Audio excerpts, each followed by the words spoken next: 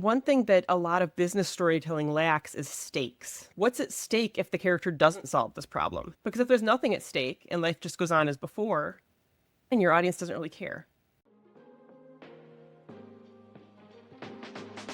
You're listening to Content Logistics, a podcast for B2B marketers where we explore the foundational and sometimes frustrating elements of content. We're talking to the experts, learning all their tips and tricks. We don't gatekeep here. Let's get started.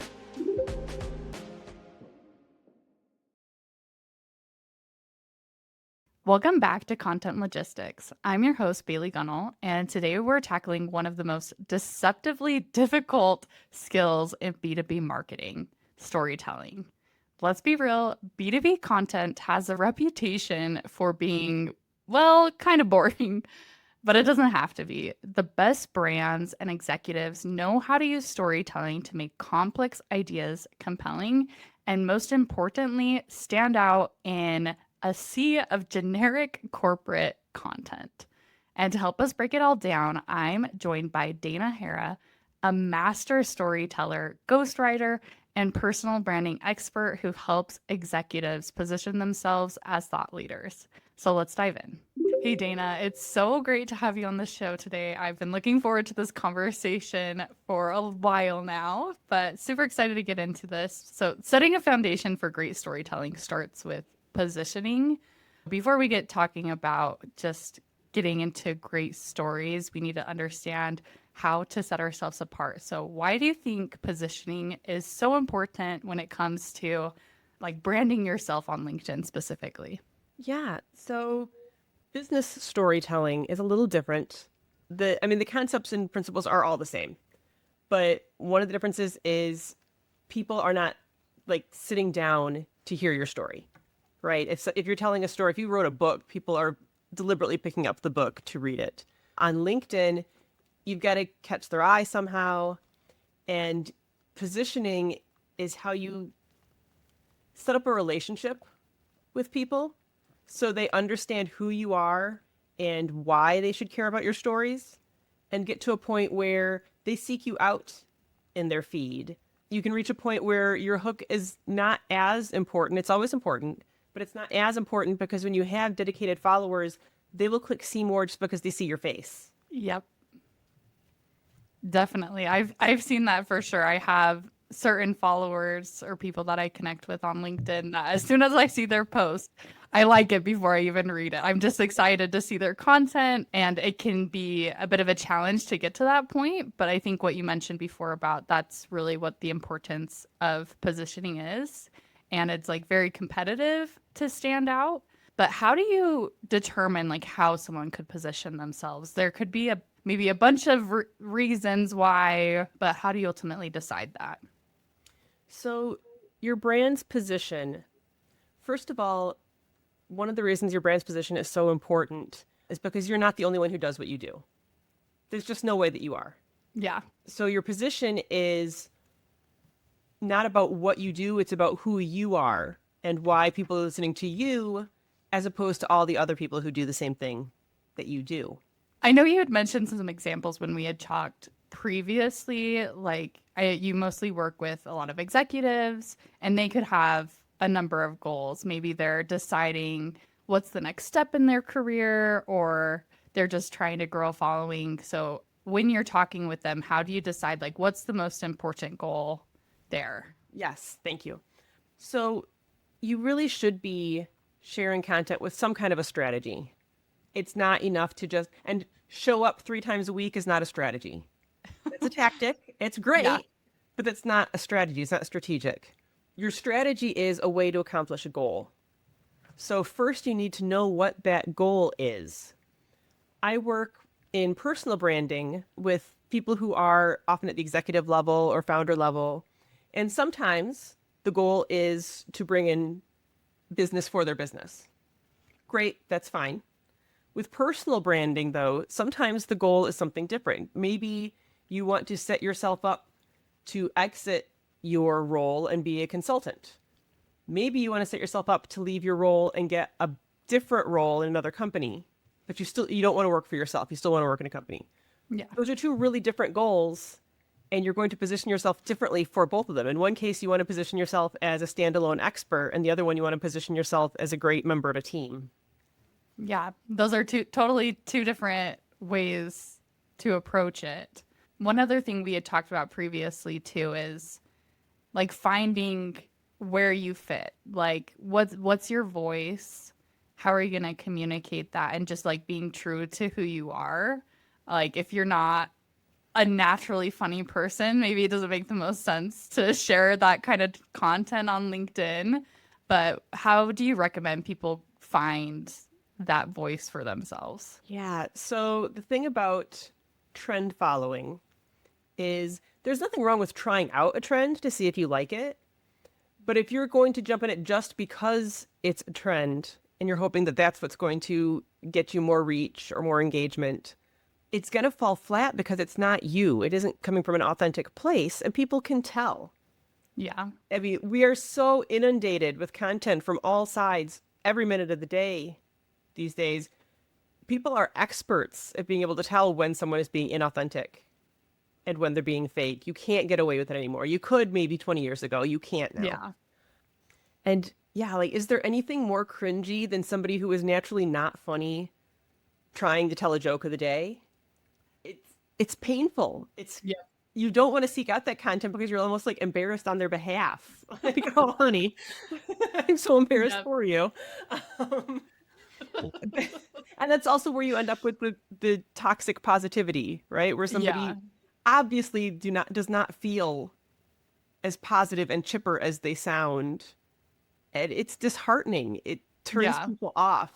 So yeah, go ahead and try out a trend. If you're like, all right, well, video is really trending, I'm going to try video. And you try it and you kind of like it, great. Keep working with it. You try it Yeah. and you hate it. Absolutely worst experience ever. Don't do that to yourself. Don't keep forcing it. And the same Yeah. for things like, yes, funny content has great engagement. It does. That doesn't mean you have to be funny. Yeah. There are other ways. So you really do need to experiment a little bit, but try to find that sweet spot where it's something that your audience wants, something that forwards your goal, and something that you don't hate to do. If you feel icky or Yeah. embarrassed after you're done creating that content, it's probably not going to be a good fit for you. Yeah. And the other side of that coin is you're not going to be consistent because you're going to start finding excuses not to do it. Yep. Yep. I can totally relate to that. One thing I get asked a lot is like, what metrics should I focus on? And I think people get very trapped into seeing how much engagement they're getting on posts. But I really like to go back to what was the goal? Like, why did you start posting initially? And sometimes well, actually, most of the time, I feel like engagement metrics are probably not going to be your best form of metric. Do you have any suggestions on maybe some better metrics people can focus on? I'm with you. Going back to the goal, and the reason you started just picking on LinkedIn, the reason you started posting on LinkedIn was probably not to become LinkedIn famous. Yeah. It was probably to get leads for your business or to make connections with people in the industry. So measure that. Are you getting more inbound? If your goal was leads, are you getting more inbound? If your goal is networking, are you making those connections? Are you expanding your network? The LinkedIn metrics, it's easy to fall into a default there because they're right there. So Yep. it's easy to see. But how many likes you got on your post often has nothing to do with how many people going to reach out to you because they see you week after week and Yeah. become an inbound lead. The other Yeah. mistake I'd say people make is measuring too often. You Content is kind of a long game. You have to give stuff time to get established, to build momentum. If you're checking your metrics every week, you're just going to discourage and dishearten yourself. Yeah. Is there a sweet spot you would say for how often you should check your metrics? It really depends on your goal and on your overall content strategy, content plan. I don't think it's advisable to look at them more than once a month. In some cases, you might even check them every, quarterly, Yeah. because quarterly seems to be a pretty good spot for tweaking and revising your content plan. You should be Yeah. seeing some kind of a movement towards your goals after 3 months. And if you're not, then it's time to revise something. So Okay. I'd say no more than once a month and no less than every 3 months. Yeah. And it sounds like you're more just checking for little course corrections. You're not trying to say, hey, this was my most viral post or like this one was terrible. It's more just overall, how should we adjust the strategy slightly? Yeah, I think so. Now, if you're looking monthly, you can look at not necessarily what's my most viral post, but you can look for trends. What topic did people really respond to? Okay, that's a topic there's an audience for. They want to hear more about that. Post types. Wow, people really give me nothing when I put up a video, but I get a lot of engagement when I put up a slideshow. Those, for a lot of people, are an equivalent amount of time investment. Yeah. So, all right, well, I guess it's better to spend my time on a slideshow than on a video. That's where people feel more engaged. So, monthly, you can look for trends, and quarterly, I would say making course corrections. That's where you decide whether you're even going to keep investing this amount of time in a platform or whether you need to completely overhaul your strategy for that platform. Yeah. No, that totally makes sense. We don't want to get so stuck on weekly vanity metrics that really don't move the needle on what our goals are. And then you end up like letting the algorithm control your brain too. Like Yeah. I've talked to so many people and they're pulling their hair out because they don't know what happened.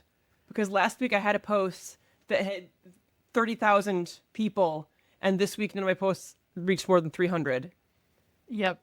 And you can really It's drive yourself crazy. exhausting. Like, what did I do wrong? And you probably did nothing wrong. Yeah.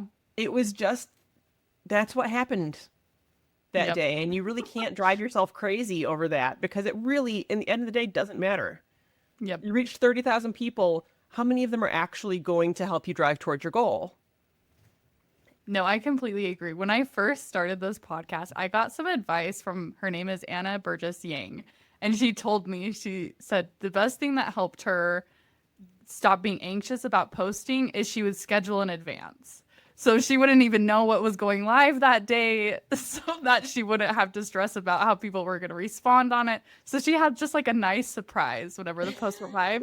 So I started doing that. I was like, wow, my anxiety has gone down so much since scheduling posts in advance. Yeah. I schedule in advance, not for that as much, though I can totally see Yeah. the appeal of that. I mean, I have it in my head. I know what's going out each day, but I schedule in advance so that I don't have to worry about like being at my computer at that time each Yeah. day. Like I work for myself. I work from home. I don't want to be like stressing out about, oh my gosh, like there's a morning where my kid is late for school and the dog threw up and Yep. and I Yep. need to sit down and post to LinkedIn. Like, no, I'd rather it just go on its own. Yep. And I'll come in later and engage. Exactly. Some people might look down on that. Just, but it's too helpful to do it like that. It is. And for myself too, batch creation works for me. I Yeah. know people who it doesn't work for, that they need to just like sit down and this is what's on my mind today. That's kind of stressful for me. When I get into like a flow state of creating, I'd rather create 5 or 6 or 7 posts all at once when I'm in like the writing mode Yeah. and then not worry about it again.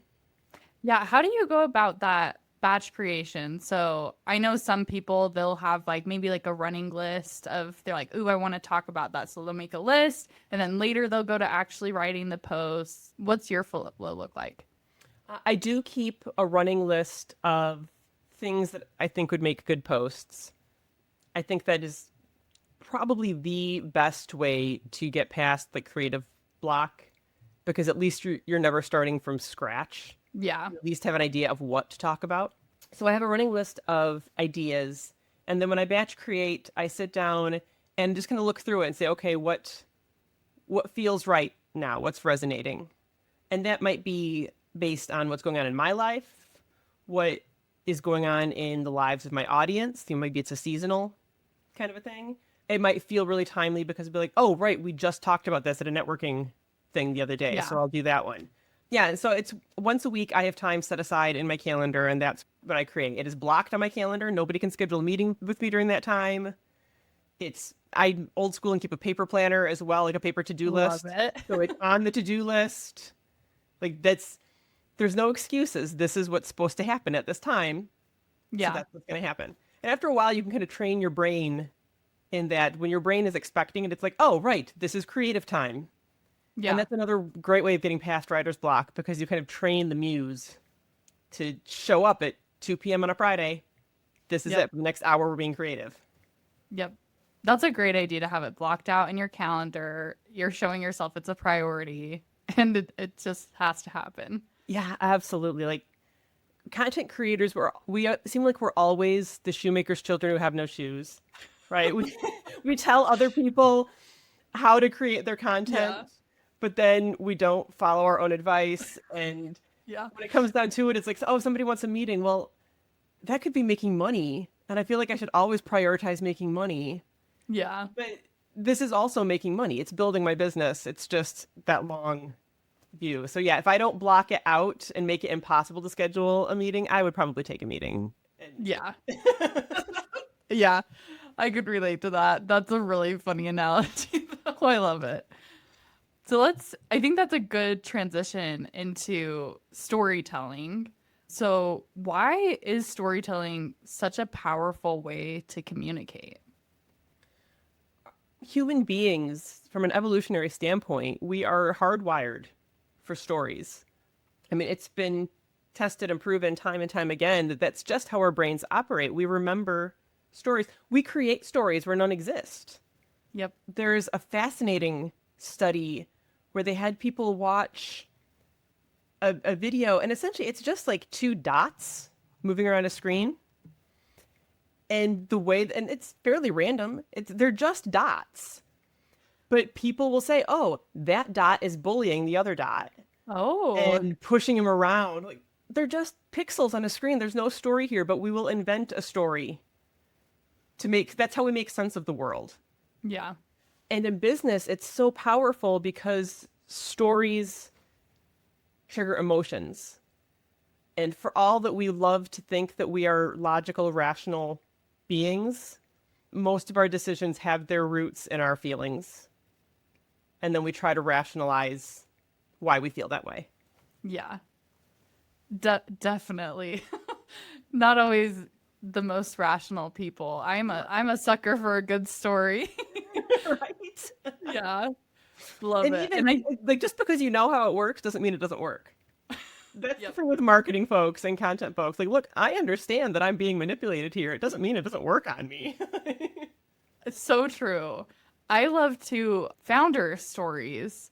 People sometimes like on their website will just show like who they are as a business, but if I go to their about page like it's so wonderful to see a story of how they got started. I love to hear about the founder, what like inspired them to start a business too. Like that is way more intriguing than just what they do. Right. And the thing about it, the best founder stories are because they talk about there was a problem and there was no solution, so I made one. And the audience has a problem that they're looking for a solution for. So that's why that resonates so deeply. It's like, yeah, I Yeah. have that problem. Oh, I don't need to invent a solution because you already invented one. How cool is that? Yeah, I think you're getting into like a good framework for storytelling, right? So how would you frame a good story? Obviously, having a problem is a big part of that, but what other elements are there? Yeah. So the key elements to story, you have to have a character. Otherwise, it's just you can set a scene, but there needs to be a character, and you have to have a conflict or problem, and your audience needs to be able to relate to at least one of those, if not both. Either they can see their fears and desires in the character, or they can see their problems in the conflict.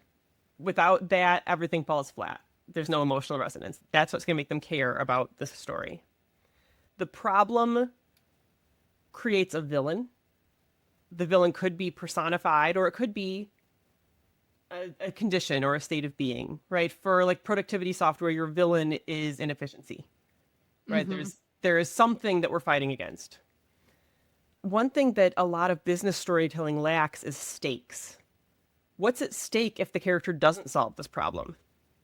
Because if there's nothing at stake and life just goes on as before, again, your audience doesn't really care. There's no Yeah. urgency to it. So why is it urgent that we solve this problem? What's at stake if we don't? Time can be the reason or the thing that is stakes. We have a deadline to hit. It could be well, we'll continue on as we were before, but this is what happens then. Our competitors will get bigger and we'll get smaller, whatever. But there needs to be Yeah. something at stake where we care. That's why people want to know what happens next. Mm-hmm. You want some kind of a triggering event. Why are we trying to solve this problem now? We've lived with it for up to this point, and now something happened. There's some reason that now something's at stake. They're the tool or guide, and the hero's journey, we'll talk a bit about the guide. Yeah. It's what is the method we're going to use to solve this problem? Who helps us or what tool helps us? And then finally you have your resolution. What happened? And in business storytelling, generally you're looking for happy endings, right? Yeah. So then you need the contrast. Okay, why are things better now than they were before? How did we achieve the stakes that we wanted to achieve? Yep. We recently did or I finished the Story Brand book. And Fabulous. yeah, it's a really great book. So I'm seeing like these are almost the same, very, very similar elements there. Yeah, I mean, your classic story map. There's another book that I've actually just started called The Seven Basic Plots. Oh, And okay. yeah, like you can apply this same map to almost every story because those are just the critical elements.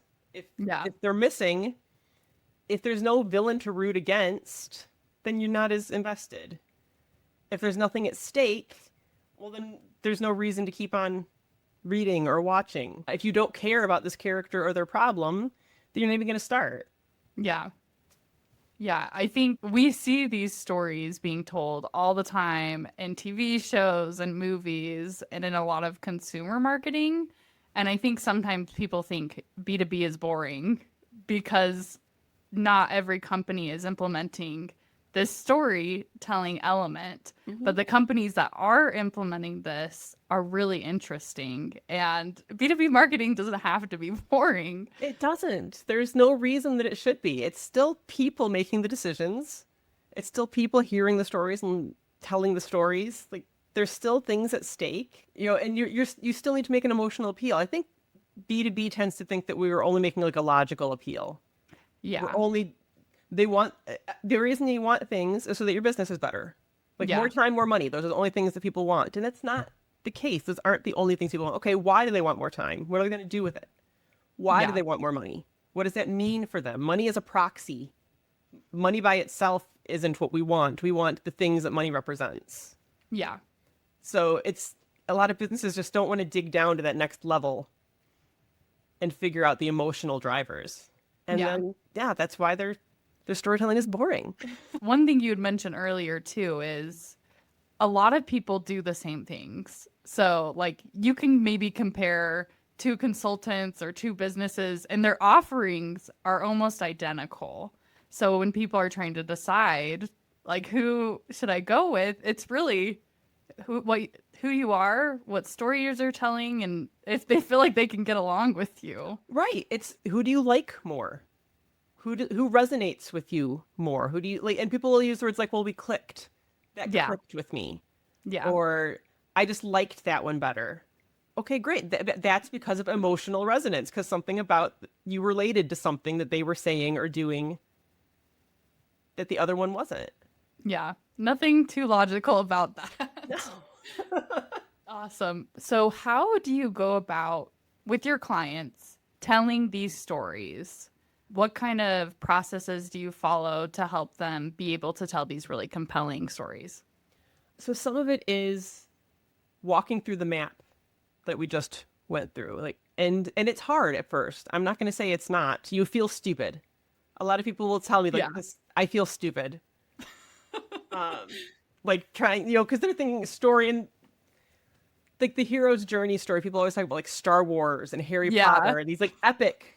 Yeah. Because it's easy to see the pattern there. And so, yeah, you have somebody who's like, I feel stupid trying to tell this epic story about my software. No, I get it. I know. Yeah. But trust the process. So somebody's just trusting the process. Yeah. A lot of it is getting out of their own head and kind of out of their own way, remember that you're not the audience. So how you feel about it honestly doesn't really matter that Mm-hmm. much. It's what do you want your audience to feel? With every piece of content that I create or that I help somebody else create, there's three questions that we have to answer before we start. And that is when a person is done reading this or watching this, what should they know? What should they feel? And what will they want to do? And before you even start creating, you have to know what should they know? That's what you're telling them, what you're Mm-hmm. teaching them. What should they feel? You have to create some kind of emotional resonance. And what's the call to action? What are you going to try and drive them to do? And you ask it at the beginning before you start, and then you ask it again at the end. You go back and check, like, okay, did I communicate the idea that I want them to know? Did I use the right language and story and paint the right picture to make them feel what I want them to feel? Are they, maybe I want them to get mad. Maybe I want them to be excited. Maybe I want them to feel empowered. And the next thing I want them to do, does this logically set them up to do that? Mm-hmm. If I want somebody to sign a petition, I probably want to make them mad. I want to share information about the thing the petition is about. I want to make them feel anger or indignance. And then that's naturally going to lead them to sign the petition. Yeah. In the context of like B2B, if you're working with executives, what are some common things that they want people to do? Like, what's the next step? Is it just to connect on LinkedIn, or what are some other things?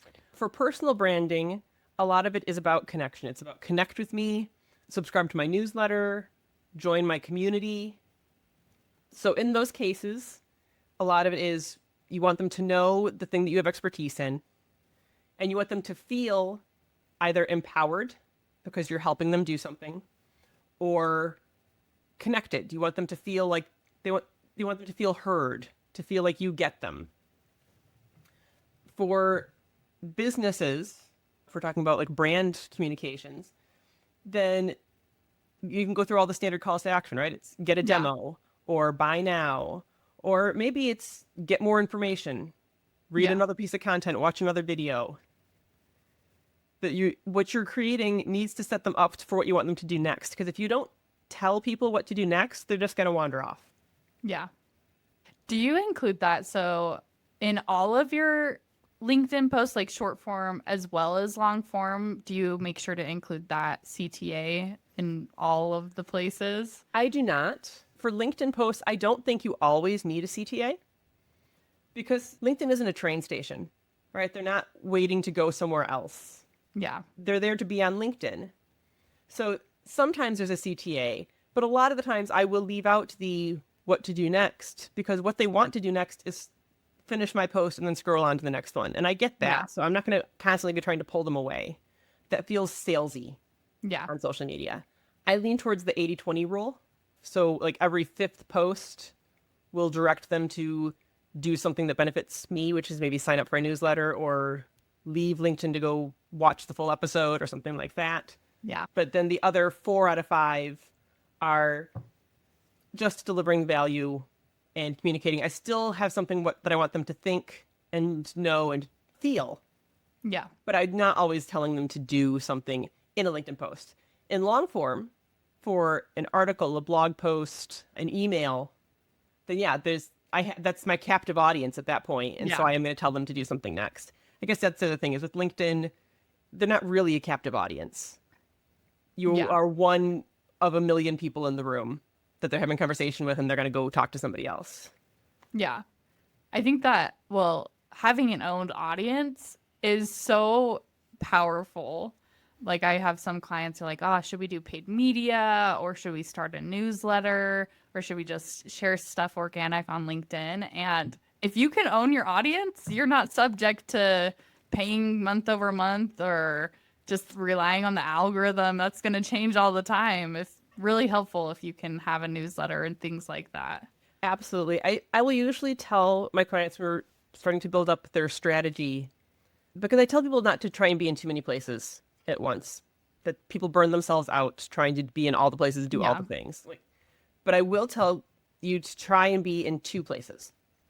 And I stole this idea from Jay Klaus, actually, Creator Science, that you want a discovery platform and a relationship platform. The discovery platform is where people can stumble upon you and discover you. That's something like social media, where people who don't know you exist can find you and stumble across your content.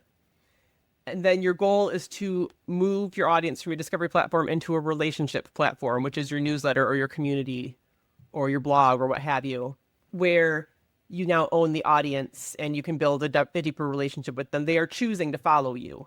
Yeah. There are a couple of platforms that are really interesting to me. Substack and Medium come to mind, where they actually are both, Yeah. because you can stumble upon creators there and discover them and then subscribe right from there. Yeah. That's so cool. That's a really great idea because it is hard to be everywhere all at once. And there's a lot of pressure to feel like you have to do all that stuff. There is. And if you're going to be in more than one social media, please repurpose your content. Yeah. Don't just copy paste it. You have to format it for the platform so there's still work involved. Yeah. But do not try to come up with new stuff from scratch for every platform every time. That's such a waste of energy and ideas. Yeah. You have these ideas that you've already formulated and they're not done yet. Like, let them work some more. But yeah, I would say start with one, and only after you get really comfortable with it and really good at it and you feel like you have extra time, then you can add another. Yeah. And if you're going to do more than two, you probably need to hire someone, at least part-time. You need like a social media manager or a VA to manage it for you. Otherwise, this becomes a part-time job, and you probably have a job already. It's not posting on social media. Exactly. It's a lot of work. What tips do you give when someone's trying to decide what platform they should use? So the most common wisdom is go where your audience is. And I get that, and I do subscribe to it, but I have an asterisk on it because your audience is probably everywhere. I don't know anybody that confines themselves to like just one place, and that's where they get all of their information. So yes, go where your audience is, but also go where you like to hang out. There are people who do what I do and have great followings on Instagram, and they get a lot of leads off Instagram. They're very successful. I personally don't like Instagram. I don't like being there. I don't like engaging in there. I don't like creating content for there. It's not fun for me. So I don't do it. Like, I have a static 9 grid and I just leave it alone. It directs people to my LinkedIn. Yep. LinkedIn is my jam.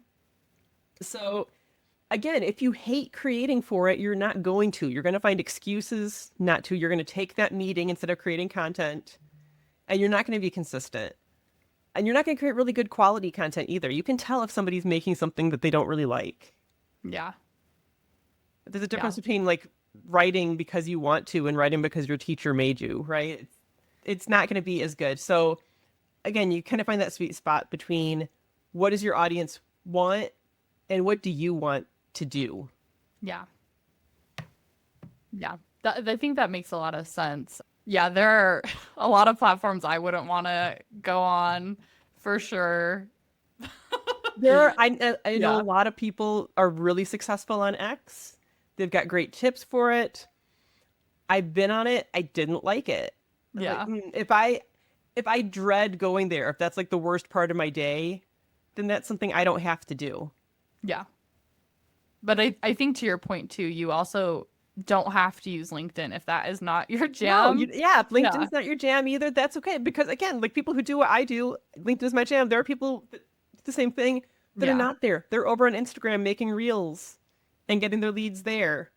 You have to approach each platform a little differently because people's brains are just in a different place when they go there. So create content that is designed for that platform and works for that platform. But you can find your people pretty much anywhere. So go where you want to go and you'll find them. Yeah. Yeah, definitely. I got a couple more questions just on your approach to storytelling. What are some of the biggest mistakes you see B2B businesses making when it comes to when they're trying to start this storytelling approach? I think sometimes people just overthink it. Like they feel like it has to fit like a once upon a time framework, and it doesn't necessarily. it might help to sketch it out that way just to get the ideas straight in your head, but you don't have to tell a story like that. Your story doesn't Yeah. have to start with Brian woke up on Monday morning and do. Another one is too much context at the beginning. Don't start at the beginning of time. You want to start as close to the climax or triggering event as you Mm, can and still make sense. yeah. So if you got your story kind of written out, cut the first 2 sentences. Does it still make sense? Okay, then you didn't need those. Cut 2 more sentences. Does it still make sense? Okay, then you didn't need those. Like, Yep. get down to where there's just enough context and then get to the action. Or Yeah. else people are going to, again, lose attention and wander away. That's a mistake I see a lot. I can tell people are using AI when there's too much going Yes. on. I was like, we could have cut out half of this. This is all just fluff. Yeah. Like when you're telling your founder story, don't start when they were in elementary school. Even if that's printed into the story. Like, Yeah. start closer to the action and then go back and fill in those details later. But Yeah. don't start with when I was 6 years old, my grandfather took me fishing. Oh my God, I already don't care. How did that lead you to develop this software solution? And then the kind of the flip side of that is giving away the ending too early. Mm. Because why would I read this whole story if you already told me everything that I Yeah. needed to know in the first sentence? I have a funny. It's a thing that I've done with some of my family where sometimes you're skimming headlines, right? And you come across a really Mhm. bizarre, hilarious headline, but they're very long. And I'm like, well, why would I read the story now? You just told me everything that happens. Like, I don't need. Yeah. Thank you, journalist. I don't need to click on that one now because you just told me the whole story. Yeah. Exactly. That's funny. And I mean, I'm sure so many people can think about just movies that we love. If the everything was resolved in the first 30 minutes, why would we keep watching? Right? Yeah. You can tease out the ending, but tease it enough so that I wonder, wait, how did you get there? Yeah. Okay, now I'm interested in the story. But yeah, if you give me the beginning, middle, and end in your first 2 sentences, like, okay, great, moving on. Yeah. No, that's really interesting. Okay, I want your hot take on AI. How do you use it? What are your thoughts on it? Well, Where AI. how does it fit into this? AI kind of cracks me up. Not AI itself, but people's response to it. And then a couple of years ago, like when ChatGPT first exploded, all of a sudden for about maybe 6 months, everything was AI powered. Like every headline, Yep. every tagline, AI powered.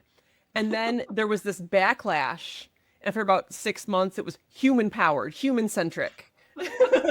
We're different because we're not AI. Yep. And I feel like, okay, now the pendulum is settling down a little bit and we can settle into this. Okay, it's a tool that humans are using, so we don't need to Yeah. go full scale on either side.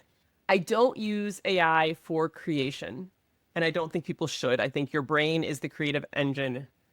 Again, the key thing is that your audience can relate, and they can't relate to a robot because a robot doesn't feel anything. It can be very useful for brainstorming ideas because you can ask it to take on the role of your target customer and what is important to them about this thing that I have or do. What questions do they have? What are their fears? What Yeah. are their desires? You should still do your own customer research. But when you're coming up with topics, AI can be really useful for that. It can outline your stories. Again, it's one of the most painful parts for a lot of people is trying to put their Yeah. story into this framework. Well, you can tell the AI your story. You can be as boring as you want with the AI. It doesn't care. Yeah. And ask it to map out a story for you. Ask it to identify, okay, here's what I want to say. Who's the character? What's the conflict? What's the triggering event? How do I map this out? Hmm. Then the middle part, the creation, should come out of your own brain. But you can also then ask it to edit at the end. I use it for that a lot, where I will put my content in. I'll tell it who to be. Usually, I'll tell it to Hmm. take on the role of my audience. And it's like, I'm going to tell you a story. Tell me what your key takeaways are. Tell me where information is missing. Tell me if anything is unclear. And it's really great for that. And sometimes I implement its suggestions, and Yeah. sometimes I don't. That's where human Yep. brain and discretion come in. Sometimes it'll be like, oh, well, this could be more clear. And I'm like, no, that was deliberately vague. Yeah. That's the impression that I wanted to create. But it can help you just sort of double check your work and get out of your own head a little Yeah. bit. So No. that's my take on AI. Use it at the beginning, use it at the end, not in the middle. Yep. I love that idea of using it for editing at the end and having it provide those suggestions, not actually doing the edits. I've noticed that sometimes some of the suggestions are like not good Yeah. suggestions. Yes. And there are people who want to automatically trust the AI because they feel like they don't know what they're doing, so the Yeah. machine must know better. And you can disabuse yourself of that notion as soon as you realize that it will give contradictory suggestions itself. Yeah. It will say, "Oh, well, you should use this phrasing because it's more powerful." And then if you change it and say, "Okay, look at this revised draft," it'll be like, "Oh, well, that phrasing is kind of weak." Like, that's your Yeah. phrase. You said use that. Yeah. So trust your instincts on whether to apply Yeah. suggestions or not. But I have found that it sometimes finds things that I could have said more clearly, or it comes up with things that I missed. That's the curse Yeah. of knowledge, right? It will say, "Oh, well, your audience isn't going to understand this. It'd be better if you explained it." Like, oh, yeah, I Yeah. probably should. Yeah. No, I love that approach. One of the things that I've been loving to do lately is I will just brain dump. So I'll record myself brain dumping, not planning to share that video anywhere because it's very messy. But I just like to talk to get out all my ideas. And then I'll throw that into AI and say, hey, how can I form this into some social posts or whatever else I'm trying to do? And that is so helpful, a big time saver just to get everything on paper. Oh, absolutely. It's huge. You can do that even with your like with podcast episodes. You can upload the transcript and say, "Hey, find 5 key takeaways that I can use for social media posts." Or brain dumps, interviews. You just put the transcript in there and say, "What are the key takeaways?" Put some Yeah. clarity and structure around this because people are shocked sometimes that the things that they say are really insightful. And when they're writing, they can't come up with that. But when they're Yeah. just talking and getting it out of their head, the insight is there. It's in your head. You know it. Mm-hmm. You just need to like let your barriers down a little bit and let it out. Yeah. I love using transcripts too because it adds in that human aspect. I think that AI doesn't have. So it just adds in your own personality and flair. And of course, you got to edit it a little bit to get Yes. out the robot in it. Yeah. It's actually pretty good at it's not very good at mimicking a voice necessarily, but it's pretty good at identifying the qualities of a brand voice. Mm, And a lot of people in their personal brand, they lose that because they're writing the way that they were taught in high school English class, and it comes across kind of stilted or stiff, yeah. and it doesn't sound like the way that they talk. So if you can sort of brain dump and put it into an AI and ask it for suggestions, even though you can't copy and paste because it's not going to be quite there, Yeah. it'll probably, especially if you do it for a while, so it gets to know you, it's going to sound a little more like you. That's a big thing I think for personal branding on social media, especially like on LinkedIn, is your posts should sound like you. If I've been reading your posts for a month and then we get on a call, you should sound in person the way that you sound in your posts. Yeah. That's a really great, what's the word, like measuring stick for how your content's doing. Yeah, read it out loud. You might feel weird sitting there talking to yourself, but read it out loud. And if you're reading it out loud, does it feel weird? Do your tongue kind of trip over any of those words? Yeah. No, that's a great idea. Man, I'm loving this. We are talking about so many awesome things, and I still have so many questions I want to ask you, but we are coming close on time. So, Dana, I'm going to ask you my favorite question that I ask on every call. What is your biggest content marketing ick? Ooh, that's a really good question. Biggest content marketing ick. It's probably the inauthenticity when content looks like it really was supposed to be an ad. Like, you Yeah. don't mean any of that. That doesn't sound like you. You're not trying to help me. You're just trying to sell something. Yeah. It just feels gross. Yeah. There's definitely a lot of that. And I don't Um, mind it in but advertising yeah. because I know when I'm looking at an Yeah. ad, I know that it's trying to sell me something. That's the social contract we have is you're going to try and sell me and I'm going to decide. But with content, it's not supposed to be blatant. You're supposed to be trying to help me. Yeah.